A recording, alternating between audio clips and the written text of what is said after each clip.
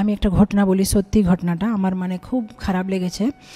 আমরা অস্ট্রেলিয়াতে গেলাম, ওখানে একটা ভক্ত, হাজব্যান্ড অ্যান্ড ওয়াইফ, ওদের ছেলেটা 17 বছর, 17 ইয়ার্স। এত ভালো ভক্ত ওরা, এত ভালো ভক্ত, মানে আমি এরকম ভক্ত দেখি না। খুব সুন্দর স্বভাব, দুটো ছেলে, বড় ছেলে 17 বছর। তো ওরা গেছে, মানে ওদের এত ভক্তি আছে, মানে অস্ট্রেলিয়া থেকে যদি ইন্ডিয়া গেলেও আত্মীয়দের কাছে যায় না, সিধা মায়াপুর চলে যাবে, বৃন্দাবন যাবে, ধাম যাত্রা করবে, শেষে 2 দিন আত্মীয়দের কাছে গিয়ে মানে মা বাবাকে দেখা করে অস্ট্রেলিয়া চলে যায়।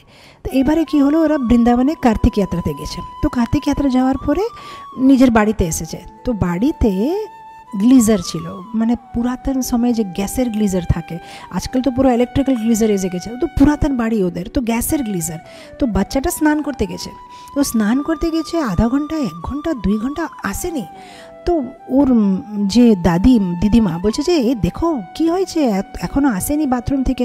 তো ওর মা বলছে বৃন্দাবনে কার্তিক যাত্রাতে আমরা ব্যস্ত ছিলাম, হতে পারে ভালোভাবে স্নান টান করে নি, করতে দিন মা, ভালোভাবে স্নান করতে দিন। বলছে না না, অনেকক্ষণ হয়ে গেছে, একটু দেখো। তো দরওয়াজাটা খটখট করলে খুলছে না, তো জোরে জোরে এই কী করছো, দরওয়াজাটা খোলো। তারপরে ওর মা জোরে করে দরওয়াজা খুলেছে। যখন দরওয়াজা খুলেছে দেখছে বাচ্চাটা পড়ে আছে, পুরো বেভান, মানে নিষ্প্রাণ হয়ে পড়ে গেছে। তো কী হলো বোঝা যাচ্ছে না। সাথে সাথে মানে ওকে ধরে অ্যাম্বুলেন্স ডেকেছে।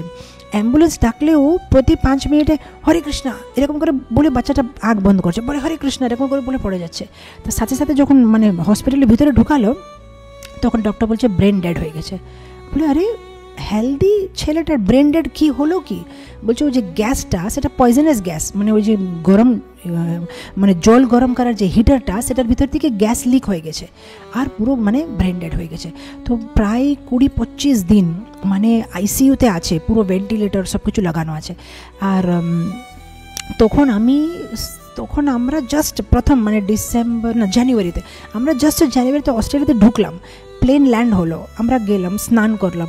স্নান করে আমরা যেই বাইরে আসি, তখন ভক্তরা বলছে মাতাজি এরকম একটা আমাদের কংগ্রিগেশনে ভক্তটা আছে, হসপিটালে আছে, 17 বছর বয়স ছেলেটা, আর আইসিইউতে আছে, আপনাকে খুব ভালোবাসে, যখন এখানে ছিল আপনার ক্লাসটা শুনতো মাতাজি, আপনি ওর জন্য জব করেন।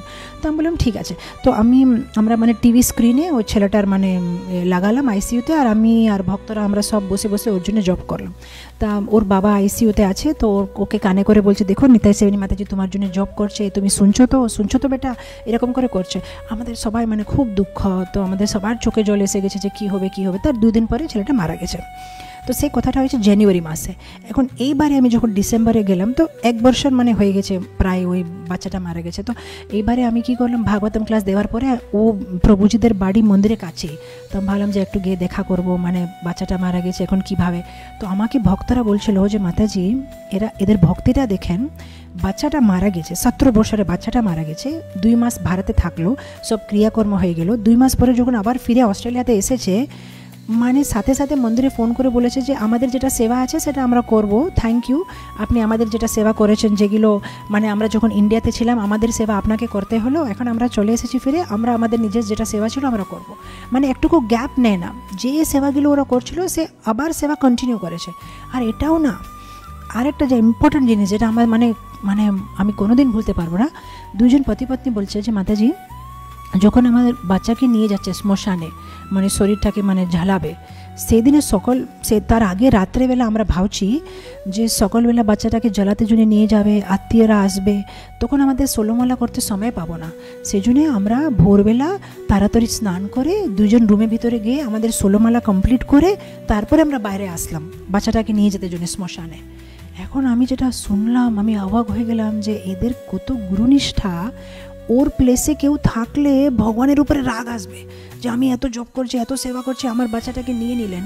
কিন্তু ওদের স্বভাবটা দেখেন, ওরা ভাবছে আমাদের ষোলমালাটা মিস হয়ে যাবে, কিন্তু বাচ্চাকে শ্মশানে নিয়ে গেলে সব আত্মীয়রা আসবে, কানবে, তখন মালাটা মিস হয়ে যাবে বলে 2 জন একা একা স্নান করে রাত্রে 2টোর সময় বসে ফটাফট রুমে ষোলমালা শেষ করেছে। তা আমি তো মানে ভাবলাম যে আরে বাপরে, এত যে ভগবানের উপরে কোনো কমপ্লেন নেই। বলছে মাতাজি হতে পারে আমাদেরই কিছু দোষ ছিল, হতে পারে ও ভালো ভক্ত, তো ভগবান ওকে তাড়াতাড়ি নিয়ে নিয়েছে। এখন আমি বলবো জীবনে সবথেকে বড় দুঃখ হচ্ছে নিজের সামনে নিজের ছেলে যদি মারা যায় না, এরকম কোনো দুঃখ নেই এই পুরো পৃথিবীতে, কিন্তু এত দুঃখ ওরা মানে এভাবে সহ্য করে নিজে ভক্তি জীবনটা কন্টিনিউ করছে।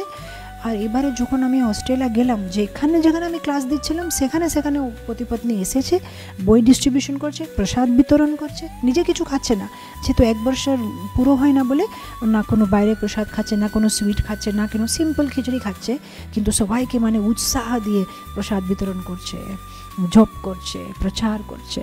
তো আমি দেখে অবাক হয়ে গেলাম যে কীরকম সুন্দর সুন্দর ভক্ত আছে আমাদের প্রভুপাদের মুভমেন্টে। তো জাস্ট দেখেন ওদের একটা ভাবনা, দেখেন কীরকম, কোনো রাগ নেই ভগবানের উপরে, তার মানে ভালোভাবে শাস্ত্র অধ্যয়ন করেছে। নাহলে যে কেউ বড় বড় লোকেরাই মানে মনটা খারাপ হয়ে যাবে এরকম সময়, যেটা কি হয়েছে আমাদের সাথে।